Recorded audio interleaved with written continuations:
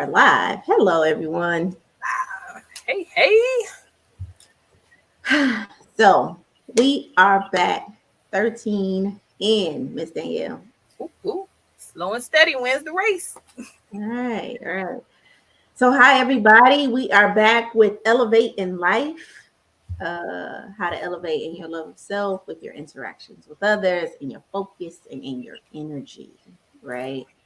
And I'm excited. Ooh, I think I should get a shirt to say, I'm I'm excited. excited. I'll make you a shirt. Look. Right, right. But I am, because I feel like today's conversation, like I feel like most of our conversations, definitely. I think your mic is doing something. Is it? Okay, here we go. Okay. Um, so I'm excited about all our conversations, um, but I'm definitely excited about today's conversation. It's like an equitable excitement. Like, I think it's just as important as any conversation that we've had, but I think this conversation is more of a foundational Yes. conversation to the other conversations that we have, because if you don't have this thing, right, then it's like building a life on sand and not on uh brick or rock. What you think? Yes, because that was actually one of the things that one of the articles that I read about it, and we can get into it later. But yeah, if you Mhm. don't have this, then it affects so many other things in your life. Yes. But before we start, again, your elevating life, how to elevate in your love of self, your interactions, your focus, and your energy. Let's do our introductions. Ooh, I'm Danielle.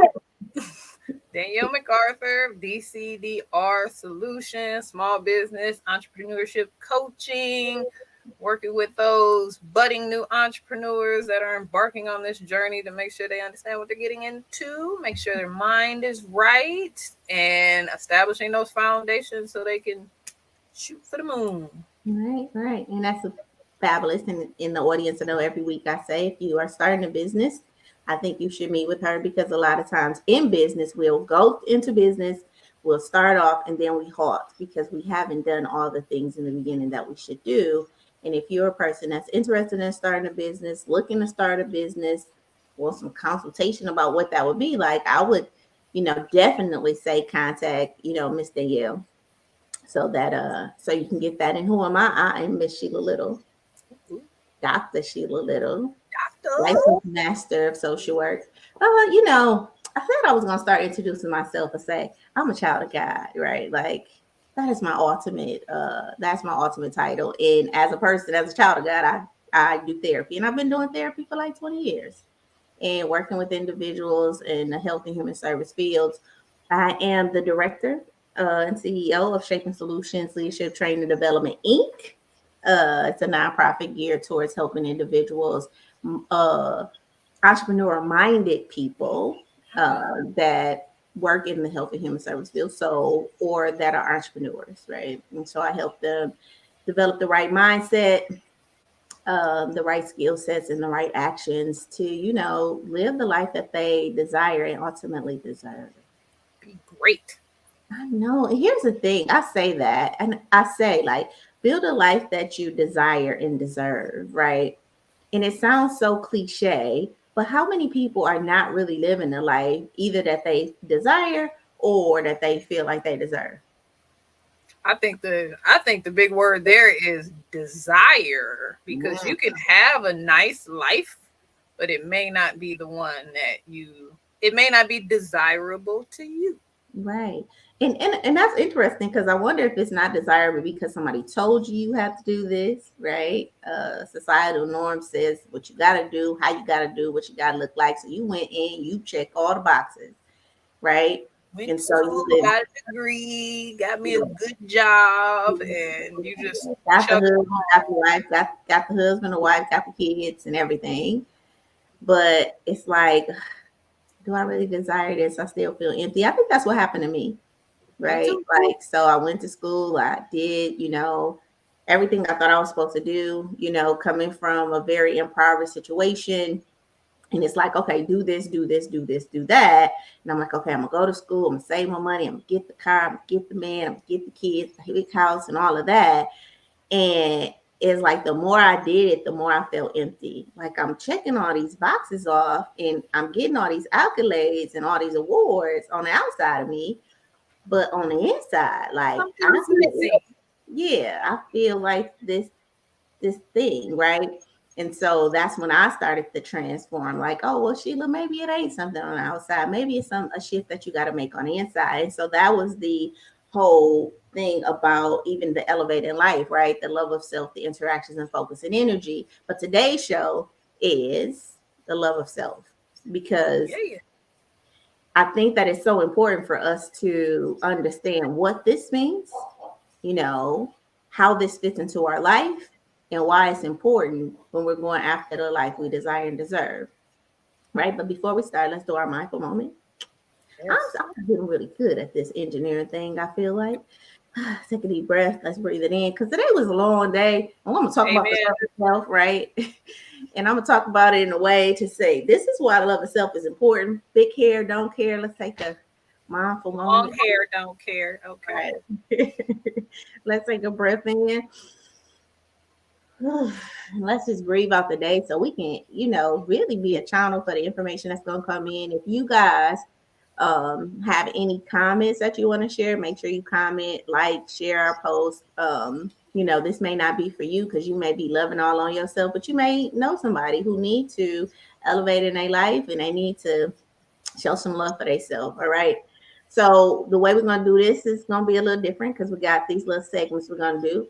So Miss Danielle, our show title is Love of Self. And so we're going to go through what's called our discovery stage. What is that, right? Our strategy stage, right? How to develop that, and then how to implement. Our third stage of this conversation will be how to actually implement that love of self. Okay. So discovery stage. Miss Danielle, Yes, ma'am. tell me, what is love of self?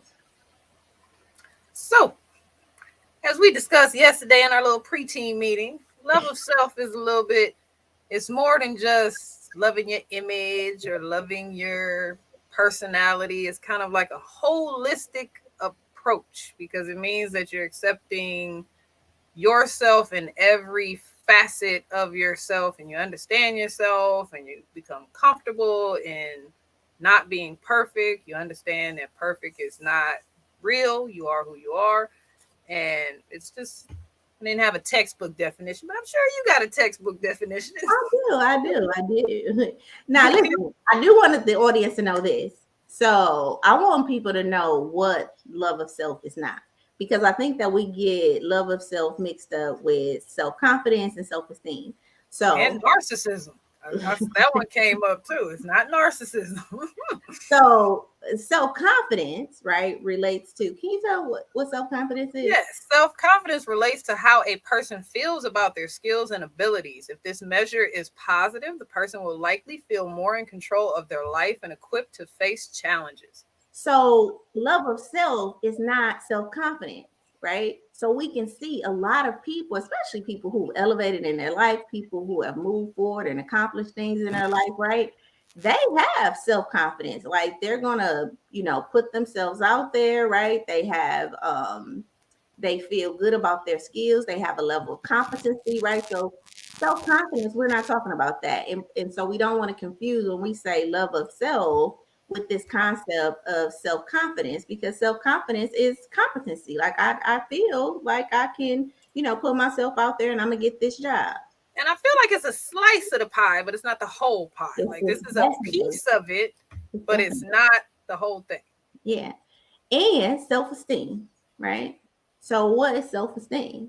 Self esteem relates to how a person perceives their value and worth. High self esteem can manifest as relative ease in social situations and security in oneself. Right. So again, when we talk about self-love, we're not talking about self-esteem because this is how we perceive ourselves and our value and our worth. Now, I want individuals to kind of think about this piece of pie, like you Yes. said, right?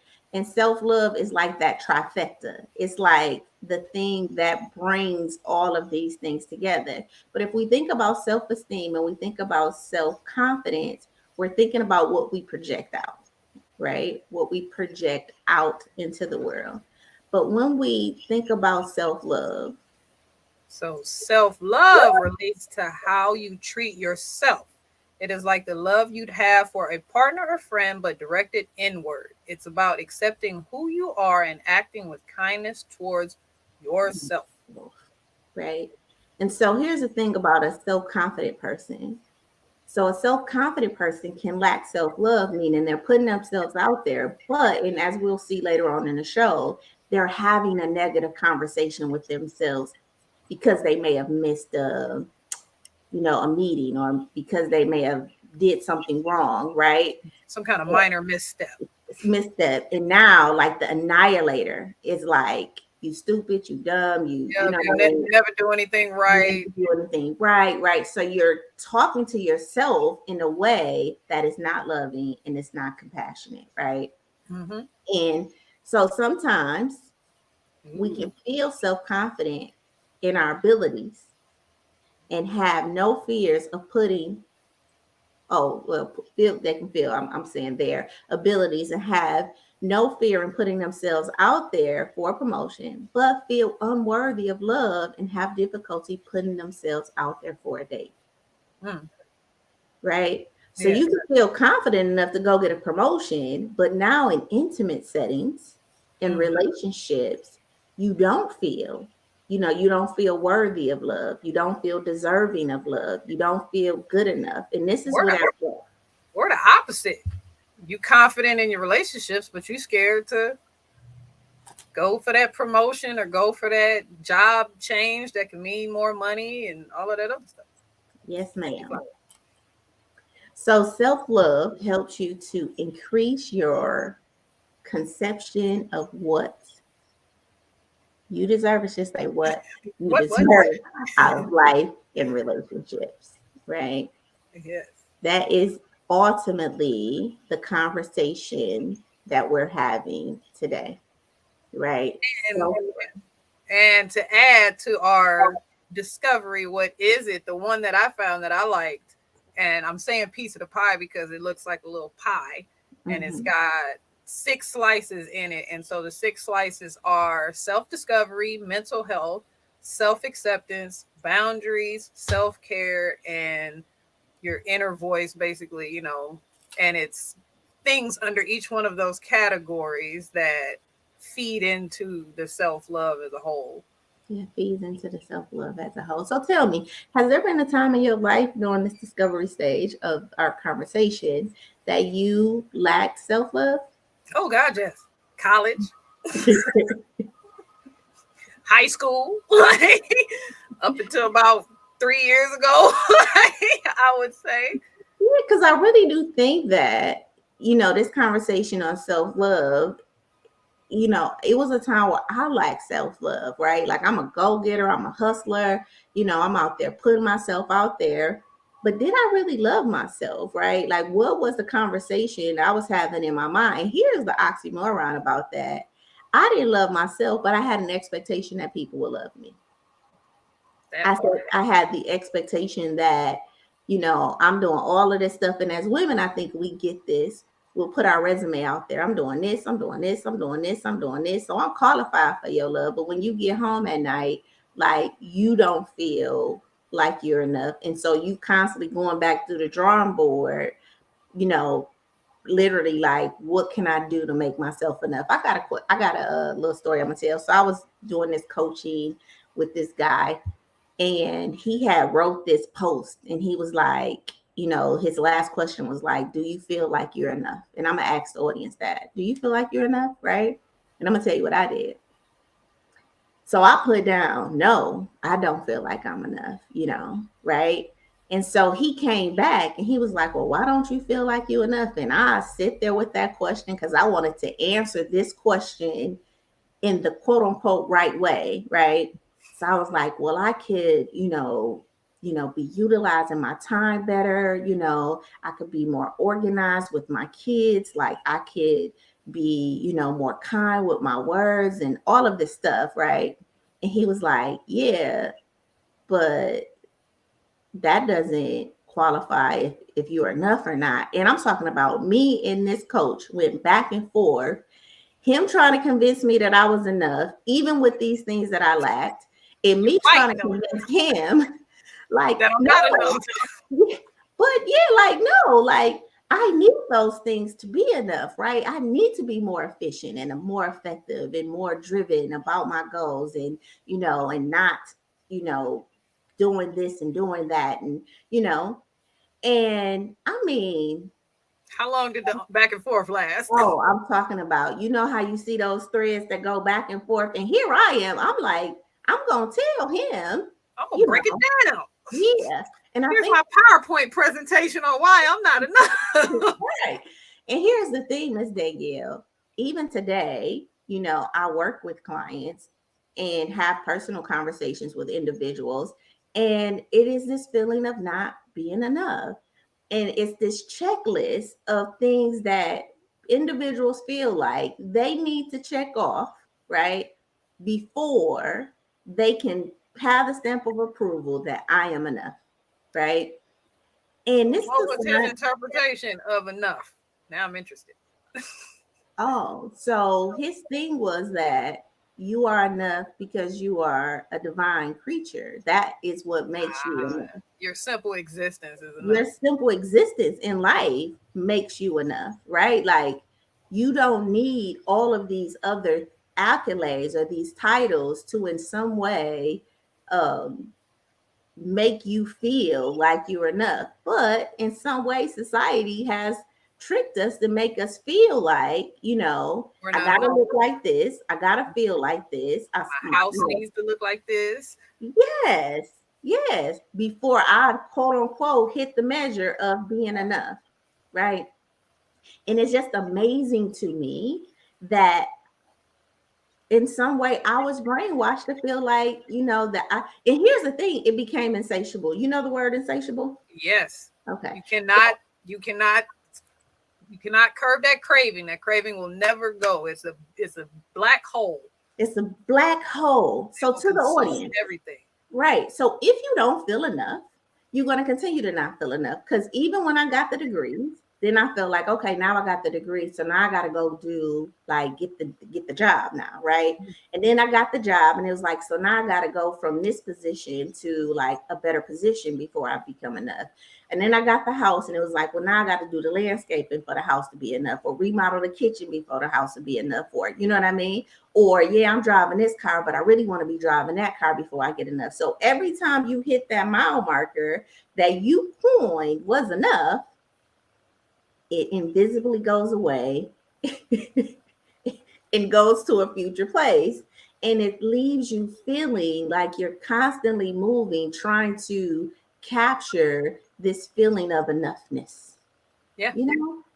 So And yeah, I'm like, give it me some hearts and shares if any of our audience have experienced that, because that was a journey of, and you heard me that the blog that I wrote about every professional needs a coach.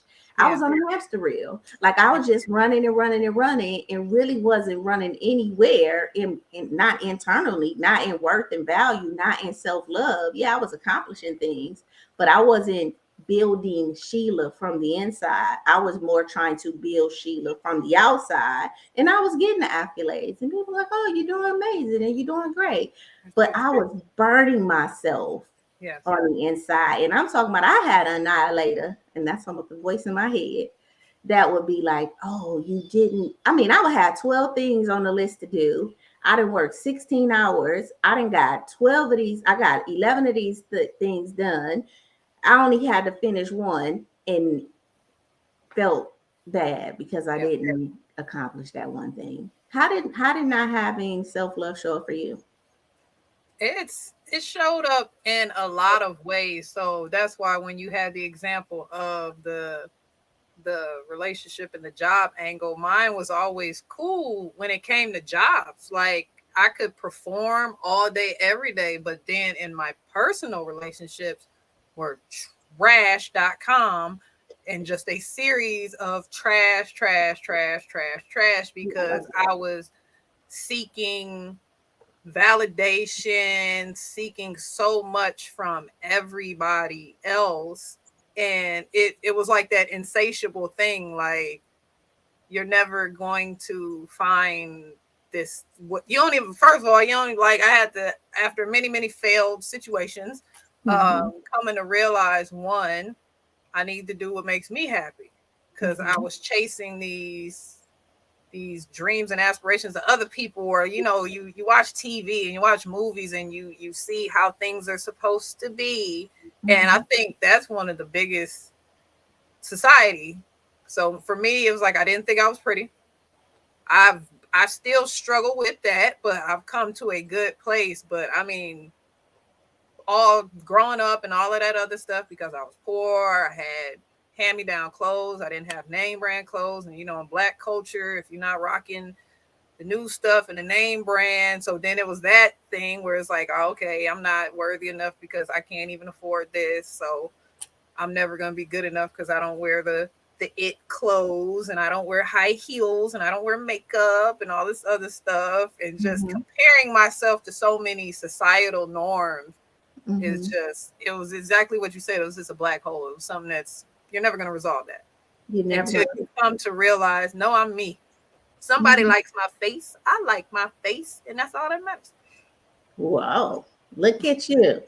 Here's the thing. So I like that you said relationships, because I feel like, one, relationships is the last thing we start to work on, especially like when you come from, humble beginnings, right? Yeah. So you really on the ground, like you like, I got to get a job, I want to get my money right, I want to, get this education, right? So you really blaming your relationship struggles on your time management skills. Yes. You know I what I don't have mean? no time to We do have this. time to do this, or oh, we just got to do this. But then, like, when we, get older, and life starts to settle, and these relationship issues still come up, and now we're starting still to attract the peons, or That's one of my favorite words. Thank you for saying that. the lacklusters, right? It becomes an issue, because here's the thing, and this is how, and I really want our audience to hear this. How do you know you're suffering with self-love? Is how you're allowing people to treat you in your life. Look, that was one. Boundaries, cultivating healthy communication and boundaries in relationships. Yes. So it's like, how do I know that I'm struggling with self-love? Is when I'm allowing people to do things. And we're going to talk about that in strategy. Um, how do I know that I'm struggling with self-love? Is because I'm allowing things to happen in my life that I know is not a reflection of my values, Yep. of what I feel like I'm worth. And then guess what happens? There's this conversation of, well, am I asking for too much? Like, is it me? Like, should I just settle? Like, why is life still showing up? Because remember, life Guilty. doesn't give you what you want, it gives you who you are. And Yep. if you're attracting to you these individuals who are not loving you the way you feel like you should and could and want to be loved, maybe it's because you're not loving you like you should, could, and want to be loved. And so that there's no space for another person to come in and mirror that image back to you. So, Miss Danielle, as we going to, before we go into strategy, what do you think causes a lack of self love? It's, if you don't have, I think, as all, a lot of these start in your youth, and if you don't have the proper support systems and outlets and sounding boards and people to help you reinforce this, it's like a house that you can't build the house because you don't have the pieces. I used to tell my husband that they don't hand out self confidence and all this stuff at birth. Like, it's not inherent, because he always tells me I'm pretty and beautiful, and it's like, you used to tell him, like, oh yeah, I'm still struggling with receiving compliments because they don't hand out. Just because I look a certain way doesn't mean that this was given to me Mhm. at birth. It's something that has to be learned. Mhm. Well, the genetics was given to you at birth, but Yes. the ability to accept And what, acknowledge. Yes. and acknowledge what that looks like is a consequence of it. So in general, you can read what happened, what causes In a general, lack. they're often a result of untrue messages of lack from people or society, which are then internalized. Hey, I was right. Yeah. So typically, like you said, and as a child, we experience untrue messages about who we are and our circumstances, right? That make us feel unloved. So I got this situation where I do this thing, and I always encourage my clients to do this, like write down the people who hurt you. Yeah. Okay. And so I do this about once a year, especially around this time because, the season is changing. There's less sunlight, which means that, there's less vitamin D going on. So, like, this kind of depressive state can step in. And so there's Yep. a shift in the energy. And so I'm like, okay, let me kind of see what I need to be working on. So I did it the last time, probably a couple of weeks ago. And the third person that came up was a person that had never came up before, a close individual to me. And they hurt me and they really shaped the dynamics that I had with my self-love of self, right? My love of self because of the dynamics in the relationship that we had. And so I had to go to that person and really have a conversation and say, hey, you know what? I didn't have daddy issues and I don't have mommy issues, but you, my friend, right, it hurt me when I was younger, and it really changed how I felt about myself when it came to the dynamic of men, right? Because your representation of a man in my life at that time was the only representation I had. And, you know, and they agreed. Yes, absolutely. I hurt you. I know I did some bad things, and said some bad things, but that untrue message that of lack, right? Like, you're not enough, Sheila. You're not pretty enough. Get away from me. I'm not going to help you. You get on my nerves, right? All of the pushing away and bullying that this individual did gave me an untrue message of myself, which caused me not to love myself, right? Not to love Sheila.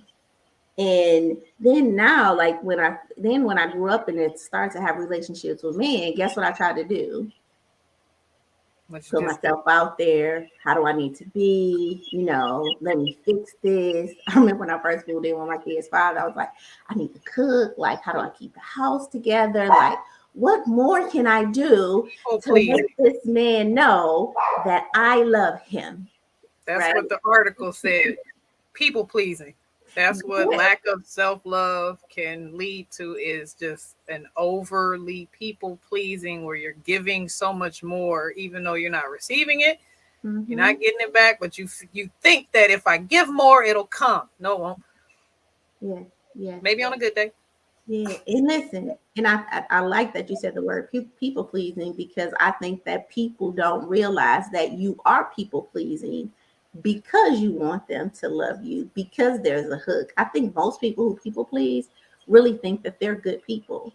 I'm a good person. I do great things for people. I just don't understand why they treat me the way they treat me. And people are bad and cruel, and I need to cut people off because they're not reciprocating this goodness in a relationship. And it's like, well, and they good to everybody else, but they don't be good to me. Well, maybe, my friend, you are people pleasing because you got a hook and you're doing this thing because you want something. And when they're not giving you what you want, it's a problem. Ooh, a counterpoint came up in my spirit, Sheila, because you said with the who hurt you list, right? Yes. So you said you had the benefit of being able to have a conversation with this person. Mm-hmm. I know I have somebody who hurt me very, very, very, very deeply, Mm-hmm. but I am not able to have a conversation. And I Mm-hmm. know I'm not the only person. So what is the recommendation for when you've been hurt extremely, very, very deep, impactful, but you can't have that conversation with that individual to resolve it? Right. So the activity is to write down what they hurt you, And then to write a letter, you're gonna write 2 letters. The first Okay. letter is you're gonna write it honest and plain, how it come out. So if you think that ass, oh, you're gonna say, you hurt me, you did all these hurtful things, and you're gonna be honest and true to your thoughts, your feelings, and your emotions about this individual and about how you feel about them and all of that. So you're gonna be Okay. honest, right? Then once you do that, then you want to go back and you want to basically rewrite it. And you want to rewrite it now, not to get your point across, but for the person to hear it, right? Okay. So just imagine if you wrote and you was like, I feel like you was an a-hole, you know what I mean? Then the person automatically gonna get defensive. So you may now describe what an a-hole is. Well, I feel like when you did this, it made me feel this way, right? So you want to correct that. So then you want to, once you correct that in that letter, so now once you went through the process of listing it down, purging your authentic feelings, right? And then becoming the reader of that letter, you have done 80% of the work. Okay. Does this make sense? So you've done 80% of the work because now you've addressed your emotions. Now Got it you out. put yourself in the other person's shoes and now you're reading it. Now it's now it's in the original thing, it'll be like you'll send this letter off and you'll have this conversation. And what I hear you saying is, I can't send that letter off, nor can I have that conversation. So for me at that point, it's intent, right? Okay. So was the intent for you to heal this emotion and move forward with your life? Or is your intent to let this person know how they made you feel? Ah. And which one is the priority? Okay. Mm-hmm. So I'm going to ask you. Okay. I would say for me, the priority would be, what were the options again? Because I'm landing To more heal, on to heal letting my the, voice be heard. yeah, to heal the emotions in your life, or to let this person know how you feel. Ooh, it's a tricky toss up. Because it's like I want both, but we got to pick a priority, and I would say the priority would be to heal at this point. You I said that was guess. right. So here's the thing, and I want you to be honest because sometimes, like, no, I want that person to know that I hurt that how I 'Cause, feel. yeah, no, honestly, I want both. I want Yeah. both. So then I would say, all right, mail the letter. I don't have the address. I don't know where they are. Oh, okay. Well, Yeah, mail no, it. like this person, I don't know where this human being is. I know they're alive, but I have no way of finding them, getting into contact with them, etc., etc. And for the sake of clarity, I'm referring to my son's father, my youngest son's father, Mm-hmm. Yeah. where it's like they've blocked me, they cut me off, I've fallen off the face of the earth. I can mail it to his mama's house. Yeah. Now, here's the thing. Is your healing connected to him reading it and you getting a response from him? No, Mm-hmm. at this point, no. Yeah. I So, think I can honestly say that. Like, I don't want a response. It's more just I would like to address what happened and mhm, wipe my right, hands of it. right. But it's one of those things where it's like the monkey on the shoulder, and I've been able to shrink the monkey. I've been able to shrink it, but it Mhm, it climbs up and then it starts pulling on my hair every now and then. Let's be mhm. honest. I know I'm not the only one in the world. Yeah. And you're not the only one in the world. And so many of us have people that have hurt us that we want to know you hurt me and I need you to know it. And this is where I just start to talk about intention again. Yeah. Is your intention to hurt them No. now because they hurt you? No, these are just questions. Yeah. Like, Okay. is your intention to hurt them because they hurt you? Is your intention to heal and take your energy back? Right. So you can Mhm. move forward in a healthy, productive way, right? Is your intention just to communicate? Like, oh, I just want you to know how I felt when you did that, right? And if it's a person that's like dead or whatever, there's other kind of things you can do. You can, mail it out to the universe, like put his name on it, drop it in the mailbox, and tell your imagination that it'll get to him, right? And trust Yes. that God is going to deliver that message to him, or in some way that thing is going to happen.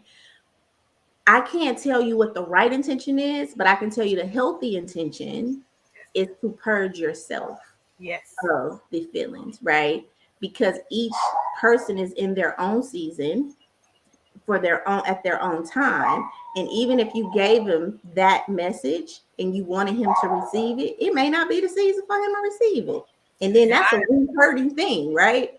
That's yes. like a re-hurting thing because now you didn't, wrote this letter, you done read it, you done thought about it, what you had to say, right? And Yeah. this person now reads it is like, Here she go.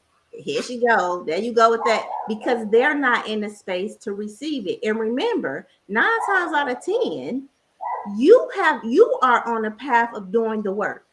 They're not, right? Nine Amen. times out of 10, the person is that person that you're looking for this healing from has not been through the journey with you, is not working on themselves the way you're working on you. So you're at an elevated point in your life, and the person is not. Yep. Right. And so to expect them to, in some way, understand and say, I'm sorry, I think a lot of times we end up re-hurting ourselves, Yes. in that process. Does that make sense? Oh, yes. Yes. Yeah. But to go back, I still would write it down. I Okay. still would be honest, like a brain dump of every judgment you have, every feeling, emotion you have. And then I would go back and read it. And listen, when you read it and you rewrite it in a compassionate way, Uh-huh. I think that one, it puts you in the eyes of that person to now receive, like in some way, like to take the emotion out of it and Yeah. just talk about the facts.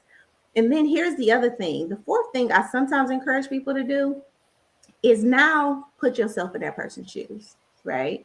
Like put yourself in their experience, where they was at the time. Like, and if and I had to do this with my dad and on the What Will My Daddy Say show, we talked about me meeting him at 19 and and him not being in my life for 19 years and how that really affected, like, oh, when he came into my life, how was I able to forgive him? Well, I Yeah. was thinking, okay, now if I do all of this, like how dare you do, all of this stuff, I purged Dump all it my out. with that. I rewrote the letter, but when I put myself in my daddy's shoes, it was like, man, that had to be scary. Yes. The condition. You was married, you got this outside daughter, how do you bring this to your family? How do you bring this to your kids? Like now when I put myself in his shoes, let's watch this. I like when people say watch this on podcast, and I got my first time to say it, watch this. There's a sense of compassion for that person now, right? And when you can move to compassion for a person, or when you can move to compassion for yourself, then you can give that to another person, right? And honestly, I think I'm there because there's been enough, and I've had I've had time to dump. I've dumped, and I think that was when they cut me off. Mm-hmm. but Right. but but yeah, I'm to the point where it's coming from a compassionate standpoint and a point of acknowledgement, like there were a lot of things going on. Mm-hmm. I wish this would have happened in a different, series of steps, or, you could have communicated, and Yeah. I definitely think I'm coming from a compassionate place, but it's definitely like one of those, it's like a hangnail. You gotta rip it off. Yeah. Like, and then once it's gone, you're good. Well, Danielle, I really do thank you for sharing that because I think one, that's a hurt that that you experienced and that you have to continue to experience because this is Yes. always going to be your kid's father, right? And Yep. so, you know, it's not like, oh, somebody hit my car 5 years ago, right? So this is a thing that you got to live with forever. Yes. Now, I think that even though, and this is another thing in the healing process, even though these hurtful things has happened and it's like let it go, like forgive it. I think forgiveness is huge when it comes to this because it is truly giving up the shoulda coulda wouldas. you Yes. know you could have did this, you should have did this. And here's the thing, this man got the rest of the life to be your kid's father. and I don't know, at some point in his future, maybe his life will change. Maybe his life will turn around. I don't know. You know what I mean? I I ain't don't gonna, know. I ain't gonna, What I I'm do, gonna shut up on that one. what I do know, Miss Danielle, is that if you don't purge it, Yep. right? If you don't get it out of you, then it's gonna affect you for the rest And of your life. yes, and that's why I brought it up, because that experience impacted my a couple of slices of self-love, Mm-hmm. because it was really, I thought I was doing something and then it went left, and I really, after that experience, I really had to sit down and reevaluate, like, who am I? What do I want? What do you want, Danielle? Like, and write it out, your expectations. And so it's one of those, I tell everybody, it's like a gift and a curse, because that going through that changed me for the better. But man, that was like a butterfly. You know how, butterflies, Yeah. caterpillars completely melt down to goo Right, right, before right. they become a butterfly. That was my meltdown to goo. That was the complete destruction of everything, where it's like you have to, like, okay, what is my butterfly gonna look like? Yeah, yeah, and have to reform. So I think that that's good. You said, "Well, what my butterfly look like?" Because I'm like, what does self love look like? Ooh, Right, ooh, great segue. Check me out. right. Because again, so we said that it's these untrue messages of lack Yes. from the people or society, which we have internalized. So what I hear you saying in this situation with your kid's father, what message did you internalize from that relationship? Uh, Nothing I do is good enough. It Mm-hmm. was like, what were some of the strong ones? Like, just, I'm never gonna be good enough. Nobody's ever gonna want me. I am. I used to call myself. I used to say this to myself. I felt like a dented can, like Mm-hmm. at the bottom of the shelf. Like, you picture going through the store, nobody wants to buy the dented Mm-hmm. can. They're gonna go for the pretty can first, because two children in, two baby fathers in. It's like nobody's gonna want me. Mm-hmm. Nobody, absolutely nobody. Mm-hmm. And that message came from where? That came from, it was a portion of society, because that's Mm-hmm. what society, it was a portion of me, because I had always idolized. So I had been around people that have, multiple fathers or stepfathers, these complex families. But my family, I was like one of the only few people where my mother and my father, all my brothers and sisters are the same. And I had Mm-hmm. always wanted that. And so Mm-hmm. as soon as the relationship with my first son's father failed, I felt like a failure, because it was like, now I'm in baby daddy land. And Mm-hmm. now I'm one of those people they talk about on the news. Or, you know what I'm saying? Like, you start to feel like a statistic. So it was Yes. like society standards of, and, you hear videos of people, feedback from men. Nobody wants a chick that already got kids. And so Yes. all those narratives playing around in my head, like, nobody, I'm trash. Nobody's going to want me. I'm Yeah. used goods. Yeah. And I think it's interesting that these narratives that come up for us, some of them we catch from other people, like you said, oh, you got two baby daddies, like how you gone? Ain't nobody gonna want you now, you use goods and all of Yep. that, and how that starts to make us feel, right? Like trash. Yeah. And this like trash feeling, it's literally like an empty like a trash can with a hole in it, because now at this point, once you choose that emotion trash, right, once you choose to see yourself in that way, and you're trying to now be not trash, You right, so always see yourself as trash. it's You like it's gonna come you back. you sexy trash. You classy trash. Like, you got trash with fancy shoes on it. Because of this internal dialogue, and this is why I say that It's, self-love is very different than self-esteem, because you still was successful in your oh yes, profession. I'm killing it professional, and and you look good. I know, baby. And it's like, you Yeah. go home and you're crying to yourself. Yeah, right. So, and this is what I want the audience to get, that this self love thing, like you cannot have self love and feel like this unworthiness and this not enoughness and still be killing it in the game to Killing your it. friends, to your family, to, society. You could be an executive, a CEO.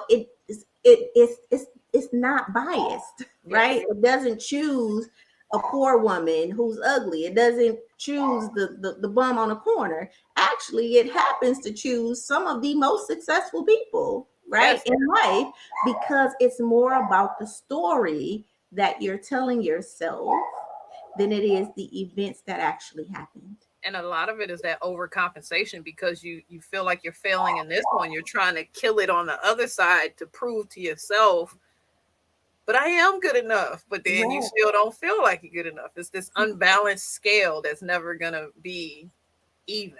Yeah, yeah. And again, that's why and this is one of the reasons why, no pun though, I have the Stop It Now program, because I feel like we have to stop Yes. the narratives that go on inside our heads. You know what I mean? Like we can't stop the narratives that go on outside of us. We just got to stop allowing that narrative to be downloaded into our system and then now we have internalized that thing as being true. Yep. And we have to say, oh yeah, this is true for me, and this is what I am, and nobody knows that you're suffering in silence. Nobody knows that this conversation is happening. You standing in front of people and you thinking, oh man, is they gonna like me? Is this, all of this stuff, which Miss Danielle can create anxiety Amen. and depression and all of these other diseases that if we don't stop it now, you know, It will we're kill going, you. it affects so many other things like a domino effect, right? So Yes. in our strategy stage, what does self-love look like? Okay, so we identify what self-love is, right? What causes the lack of self-love, right? We've talked about the difference between self-love, self-confidence, and self-esteem, right? So, but what does it look like? Because I think that if for people who didn't get it, like, oh, well, I know I love myself because, I'm always taking care of things, right? These are some ways self-love looks. You talked about this earlier. One, Yes. Setting and defending boundaries that make you feel safe and comfortable. this is huge. Huge. So I have an exercise on boundaries that I typically give my clients, and I talk about rigid boundaries and porous boundaries and then healthy boundaries. And Okay. people don't think about rigid boundaries like you just too rigid. Like, don't come in here, don't say this, don't do that, this, that, like literally emotionally shut down. Yeah. And then there's the porous boundaries, right? Porous is like a sponge. Well, I guess. Yeah, Okay, you this just time. don't have a backbone. You just allow whatever to happen. And then boundaries in different areas, right? So we can be rigid in our emotions, but porous in our sex, right? So we have sex with anybody, but we won't give our heart to nobody, right? We can be rigid in our time, right? Like a stickler for time, but we can be very porous with our environment, with our space, right? So, oh, you need to be on time when you come over here. But then when I come over here, anybody can come in your house or anybody can around you. Like, so it's not just boundaries. It's just not boundaries, right? It's boundaries in different areas, sexual boundaries, personal space boundaries, environmental boundaries, time boundaries, intimacy boundaries, Yeah. communication boundaries, right? Like I used to, and I still do have to work on my boundaries with talking. Like I'll use it as I tell you anything you want to know. You know what I mean? Of Guilty. course.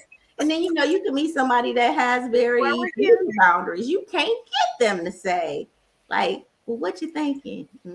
You know. Mm, So setting and defending boundaries, right? And defending boundaries. I like this defending boundaries because if this is a boundary, then it's your responsibility to tell somebody, like, no, see, now, that part. yeah, That's the important part because the example that you just used, I've been in that situation too, where it's like you're talking and you're not getting any feedback. There's a mhm, difference between dry and that subject makes me uncomfortable. I don't feel like talking about that right now. Maybe once I right, get to know you a little bit better, we could talk about that, but I don't want to talk about that subject right now. That's establishing a healthy boundary. right. Saying, nah, no, or just that's not a healthy boundary. And the reason why you are setting and defending these boundaries is so that you can feel safe and comfortable.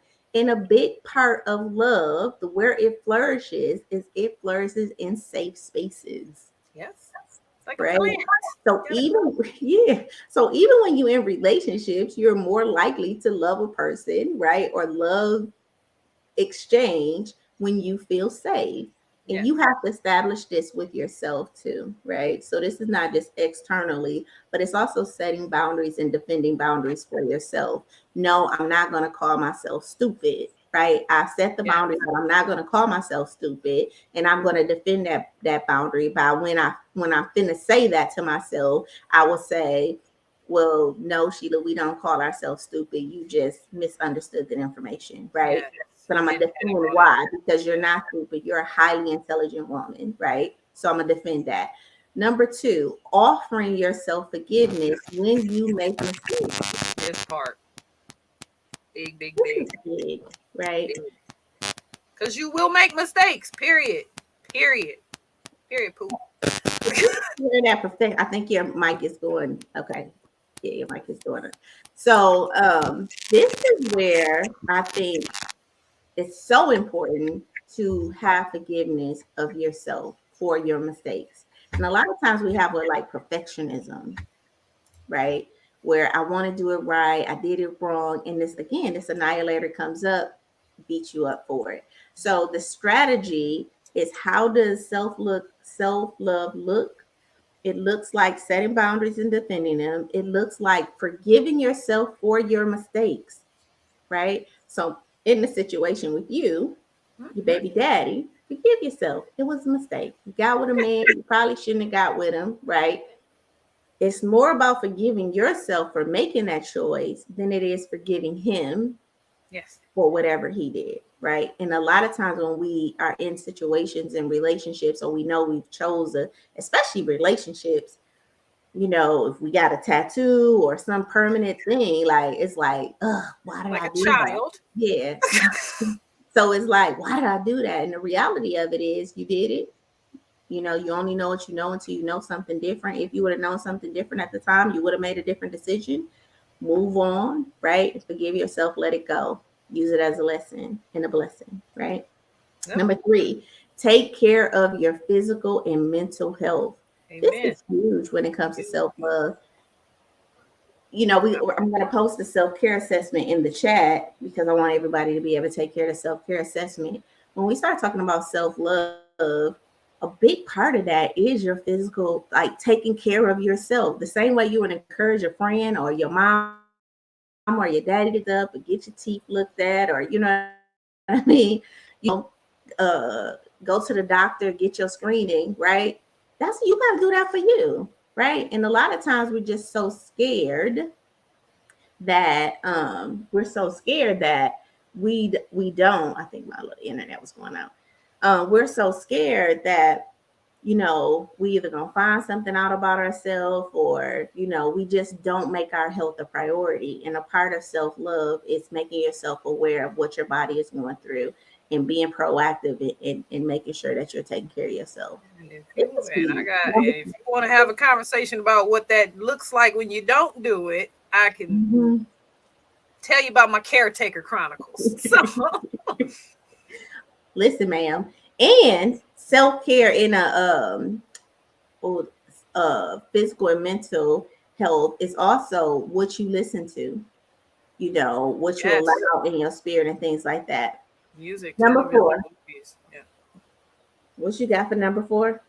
Accepting yourself as you are, including your imperfections. All of them. All of them. Here's the thing about this one: accepting yourself as you are, including your imperfections. I'm not saying that you can't change and adjust the things that you want to change and adjust. Like, I'm not saying you don't love yourself. And I think this is a big thing, especially in this day and age where people get, cosmetic surgery, or, go and do these things. When people like, oh, they don't love themselves because they doing that. I would beg to differ. I would beg to say that you do love yourself, Yeah, because because you are taking the initiative to do something to correct it. Now, it's the in the intention. Now, if see, look, that's where I'm definitely gonna jump in on that one. It depends on on the intention, because some people, they think of it as enhancement, and that's okay. But if you're trying to be something you're not, or Mm-hmm. hold on, that's a bad way to say it. More like you're for somebody else. If you're trying to do it for somebody else, like I've watched, trust me, I love them plastic surgery shows, man. And when you see Mm-hmm. people where they are they're comparing themselves to somebody else, because like, Mm-hmm. yeah, like, Botox, it helps with migraines now. So it's like, the Mm-hmm. whole narrative has changed now. Yells and all that other stuff. It helps with the. I think I probably need to get some Botox because I be feeling like sometimes I be talking, I be so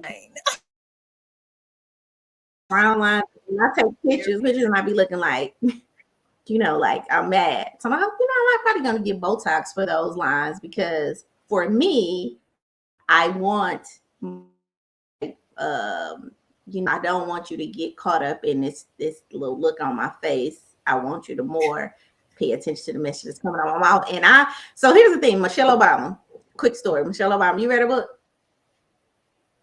No, I have not. My mom's got it. I need to read it.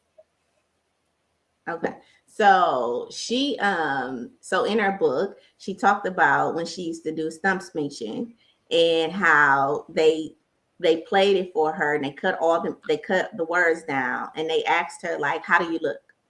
And she realized that she came across angry. It wasn't words. It was like she literally came across as an angry person in her face when it cut them, muted everything.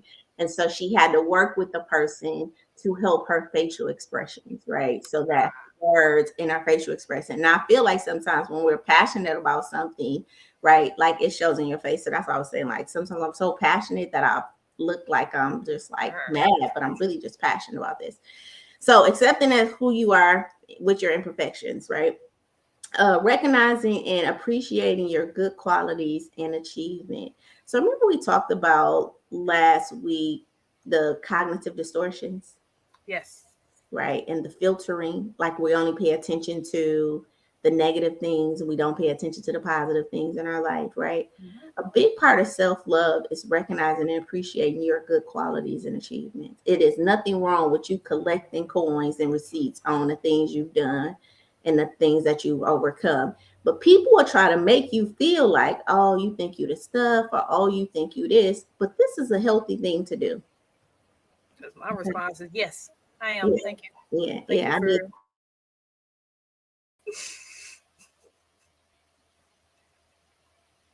Well, our internet is.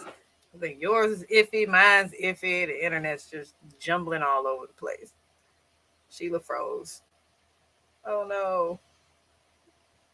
We're gonna give her like 5 seconds. It's so funny because she froze it. The most hilarious face ever. I got a swirly circle. Usually it comes back after the swirly circle. Come on, we coming back, we coming back.